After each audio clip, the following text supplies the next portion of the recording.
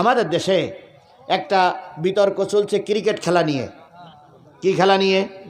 এক মোস্তাফিজকে কেন্দ্র করে আমাদের দেশের খেলোয়াড়দেরকে আইসিসি খেলতে যেতে হবে কোথায়? ভারতে।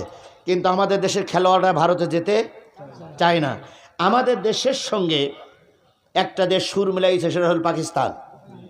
ন্যায্য অধিকারের বলে যদি বাংলাদেশকে আপনারা খেলতে না দেন, আমরা পাকিস্তানও খেলবো, পাকিস্তানও খেলতে যাব না ভারতে। এখন পাকিস্তানের খেলাগুলো হবে শ্রীলঙ্কায়। আমরা এখান থেকে এই হাজারো জনতা একসঙ্গে হয়ে সুদ তুললাম, আমাদের প্লেয়ারের খেলার, আমাদের প্লেয়ারদের আমাদের দেশের খেলাটাও কোথায় হওয়া দরকার।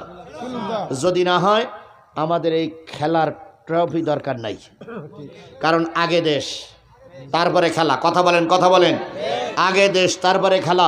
ও ভাই বলেন তো, ভারত আজ 14-15 মাস কিছু দেয় না, কোন লোকটা না খেয়ে আছেন? তাহলে আপনি ভারতের পায়ে তেল মাখাবেন কেন? তেল মাখাবেন, দেশের জন্য কাজ করবেন, দেশের জন্য জীবন দেবেন, দেশের জন্য কথা বলবেন, দেশের জন্য। যারা আজকে ওই ভারতের খেলার জন্য আপনারা কি বলে তামিম সহ যারা কথা বলছে, এরা সেই সময় আওয়ামী লীগের দালাল ছিল। এখন আবার উল্টো দালাল হচ্ছে। আমরা এই দালালদের কথা শুনি না। আমরা যদি খেলা করতেই চাই, কোন দেশে খেলবো? যদি শ্রীলঙ্কায় খেলা না হয়, বাংলাদেশের টিম ভারতে খেলবে না। ক্লিয়ার কথাবার্তা?